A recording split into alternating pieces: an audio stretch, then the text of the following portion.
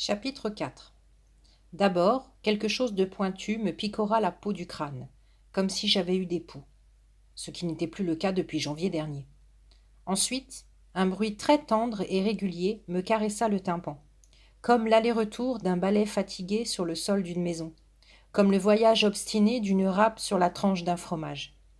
Enfin, un fumet frais me parcourut les narines, une odeur de sel et de terre mouillée.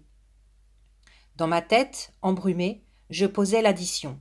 Une peau vivante, plus une oreille vivante, plus un nez vivant, égale une Jeanne vivante. Cette excellente nouvelle, j'avais survécu au naufrage, fut suivie par une terreur noire. Qu'est-il arrivé à Thomas?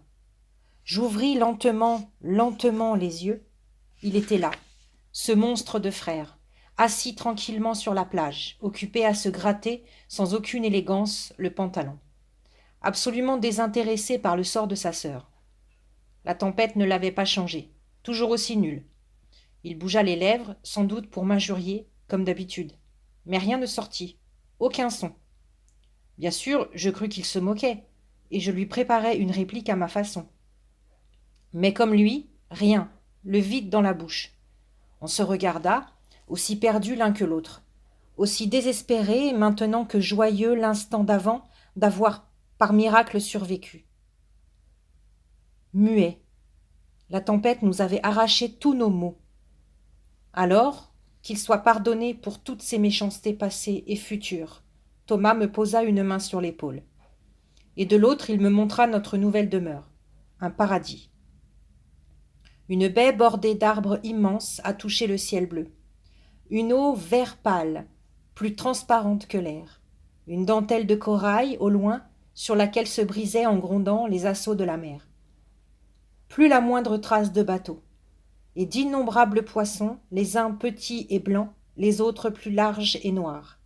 Poussés par le courant, ils venaient à notre rencontre. Un oiseau surgit, puis 10, puis 1000.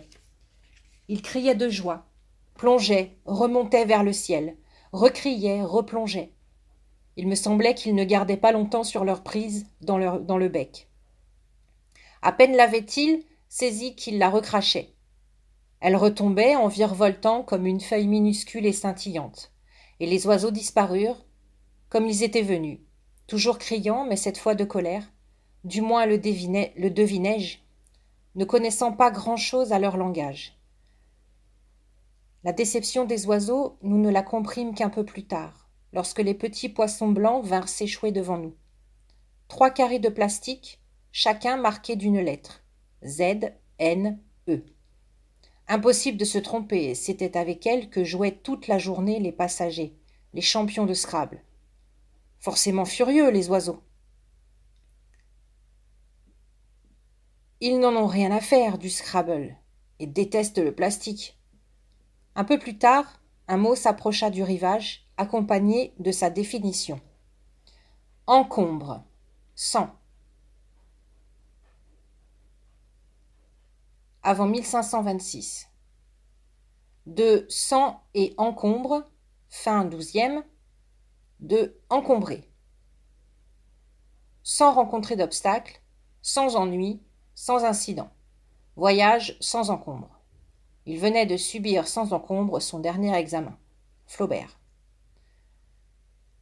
Un mot qui flottait sur l'eau verte, un mot plat comme une méduse ou une limande. Inutile d'être bien maligne pour deviner ce qui s'était passé. La tempête avait tant secoué, comme nous, les dictionnaires que les mots s'en étaient détachés.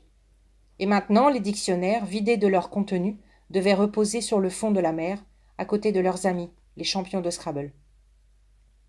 La mer nous rendait ce que le vent nous avait volé.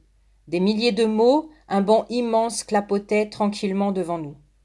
Il suffisait de tendre les bras pour les pêcher. Je me souviens des premiers que j'ai pris dans ma main.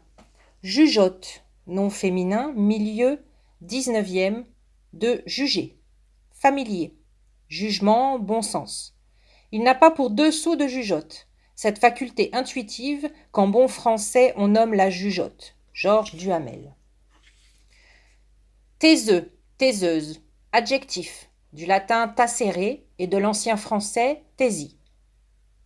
Personne qui ne parle guère, Guillaume le Taiseux. Ils se déposaient sur ma peau comme des tatouages, ces décalcomanies fragiles qu'un bain peut effacer. Si j'avais osé, je m'en serais recouvert le corps. Ils m'auraient caressé, j'en suis sûre, à leur manière de mots, discrète et troublante. Mais Thomas, du coin de l'œil, me surveillait. J'ai abandonné mes idées folles et je l'ai imité. J'ai recueilli les mots au creux de la paume, écartant le plus doucement possible mes doigts pour que l'eau s'écoule. Et je les ai étalés délicatement sur le sable pour qu'ils sèchent au soleil. Un soleil de plus en plus dur d'ailleurs. N'allait-il pas brûler nos petits rescapés ? Thomas m'a souri. Bravo, ma sœur, tu n'es pas toujours imbécile. Pour les protéger, nous sommes allés chercher des feuilles, de longues feuilles de bananier. Quelqu'un derrière nous chantonnait. Tout à notre travail, nous ne l'avions pas entendu approcher. Ma jolie petite fleur, mon oiseau des îles. Une voix de berceuse, douce, un peu triste, comme les ondées du soir en été. Une voix fragile comme les rêves. Je me retournai lentement, pour ne pas l'effrayer. Ce genre de voix devait pouvoir s'enfuir à jamais aussi vite que les oiseaux. Une apparition nous souriait, un petit monsieur basané, droit comme un i dans son costume de lin blanc et coiffé d'un canotier. De quelle planète nous était-il arrivé ? Un film musical, un carnaval oublié ? Je ne suis pas très spécialiste de l'âge chez les Noirs. Mais aux rides qui lui griffaient le coin des yeux, aux taches plus claires de sa peau, je devinais qu'il n'était plus jeune. Il s'avança. Fasciné, je regardais ses chaussures, des mocassins bicolores, rouges et crème. Pas la moindre trace de chaussettes. Plutôt que marcher sur le sable comme nous, il semblait danser. Je relevai la tête juste à temps pour serrer la main qu'il me tendait. « Bienvenue, mademoiselle. Tout le monde m'appelle Monsieur Henri. Ne craignez rien, nous avons l'habitude des naufrages et des naufragés. Voici mon neveu, nous allons prendre soin de vous. » Un ado géant, habillé de couleur criarde, celui-là, chemise à fleurs, pantalon jaune patte d'eff et guitare en bandoulière, l'accompagnait. Il se taisait, sans doute trop occupé à faire admirer ses grands yeux verts. Pas de doute, un neveu sublime.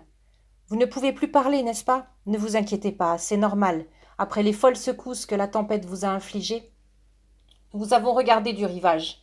Qu'avez-vous fait à la mer pour qu'elle se montre si violente ? Et le vent, mon Dieu, ces rafales ! C'est un miracle s'il vous reste encore une tête sur les épaules. Nous nous étions levés en titubant. Bienvenue parmi nous, un bon petit somme, et demain vous irez déjà mieux. Venez, nous allons nous montrer votre logis. Tant bien que mal, nous les suivîmes. Nous parvînmes à un village de paillotes. Monsieur Henri ouvrit la porte de la première, où nous attendaient 2 lits bas. Si la faim vous réveille, vous trouverez des fruits, de l'eau fraîche et du poisson séché dans ce panier. Bon, n'ayez pas peur, nous allons vous redonner les paroles que l'ouragan vous a dérobées. Et quelques autres qui devraient vous réjouir. Notre île a des pouvoirs, comment dire, plutôt magiques. Vous allez étonner vos parents.